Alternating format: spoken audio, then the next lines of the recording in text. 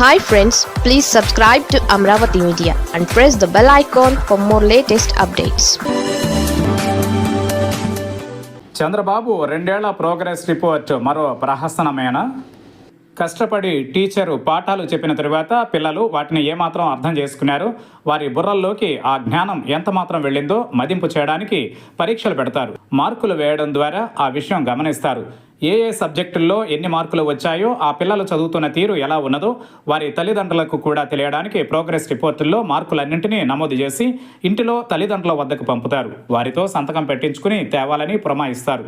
దీనివలన విద్యార్థుల చదువులపై అటు గురువులతో పాటు ఇంటిలో తల్లిదండ్రుల తరఫు నుంచి కూడా నిత్యం నిఘా ఉంటుందనేది, అందువల్ల వారు దారి తప్పకుండా చదువుకుంటారనేది ప్రోగ్రెస్ రిపోర్టుల వెనుక అంతరార్థం. కానీ చదువుకునే విద్యార్థులని వాళ్ళ ప్రోగ్రెస్ రిపోర్టుల్ని వాళ్ళనే తయారు చేసుకోమని చెప్పి వాటిని తీసుకెళ్ళి ఇంటిలో పేరెంట్స్కు చూపించమని చెబితే అందులో అసలు అర్థం ఉంటుందా?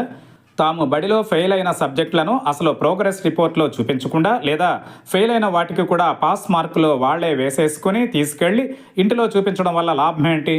ఇలాంటి ప్రశ్నలు వస్తాయి.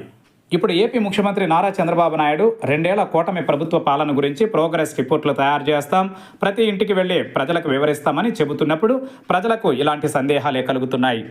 వైఎస్ జగన్ స్మరణ చేయకుండా చంద్రబాబు నాయుడు మరో 100 ఏళ్లు కూడా పరిపాలించడం అసాధ్యమేమో అనిపిస్తూ ఉంటుంది. మరొక 100 ఏళ్లు చంద్రబాబు ముఖ్యమంత్రిగా పరిపాలన సాగిస్తూ ఉన్నా సరే, అప్పటికి కూడా ప్రతి సభలోనూ జగన్మోహన్ రెడ్డి చేసిన విధ్వంసాన్ని మేము సరిదిద్దుతున్నామని చెప్పుకుంటూనే చంద్రబాబు కాలం గడుపుతూ ఉంటారు. 2 ఏళ్లు పూర్తయిన తరువాత ఇప్పటికీ ప్రతి సభలోనూ ఆ పాట లేకుండా మాటలు మొదలు కాకపోవడమే అందుకు నిదర్శనం. ఇప్పుడు ఆయన 2 ఏళ్ల పాలన గురించి ప్రోగ్రెస్ రిపోర్టులు విడుదల చేయాలని అంటున్నారు. 2024లో అధికారంలోకి వచ్చిన తరువాత 7 శ్వేతపత్రాలను కూటమి పాలకులు విడుదల చేశారు. ఆ 7 రంగాలలో ప్రోగ్రెస్ గురించి రిపోర్టులు తయారు చేయాలని అధికారులను పురమాయిస్తున్నారు. వైసీపీ విధ్వం చేసిన రాష్ట్రాన్ని కూటమి సర్కార్ ఏ రకంగా అభివృద్ధిలోకి తీసుకువెళ్లిందో ఈ ప్రోగ్రెస్ రిపోర్టుల్లో చాటి చెప్పాలట. ఫేక్ న్యూస్కు చెక్ పెట్టడం ఈ ప్రోగ్రెస్ రిపోర్ట్ల లక్ష్యమట.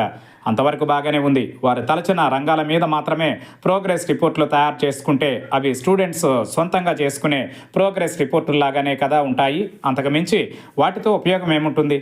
ప్రభుత్వం ఫెయిల్ అయిన సబ్జెక్టుల గురించి ఆ రిపోర్టుల్లో ఉండదు కదా అనేది ప్రజల సందేహం. ఫర్ ఎగ్జాంపుల్, కూటమి ఏదైతే ఆర్భాటంగా ప్రచారం చేసుకుని ఎన్నికలకు ముందు ప్రజలను నమ్మించిందో, సదరు సూపర్ 6 హామీలలో కీలకమైన 2 హామీల జోలికి ప్రభుత్వం వెళ్లనే లేదు. వాటిని పక్కన పెట్టేసింది. ఆడబిడ్డ నిధి, నిరుద్యోగ భృతి ఊసెత్తడం లేదు. 2 ఏళ్లు గడిచిన ఈ 2 సబ్జెక్టుల్లో ఈ ప్రభుత్వానికి వచ్చిన మార్కులు 0 మాత్రమే.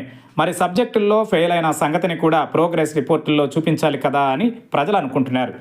ప్రోగ్రెస్ రిపోర్టులు అనే పని ప్రభుత్వం చేయాల్సినది కాదని, కూటమి హామీల మేనిఫెస్టోను దగ్గరించుకుని వాటి అమలు గురించి ప్రజాభిప్రాయాన్ని కూడా సేకరించి జోడించి థర్డ్ పార్టీ సంస్థ ఏదైనా చేస్తే కాస్త నమ్మదగినట్టు ఉంటుందని ప్రజలు అనుకుంటున్నారు.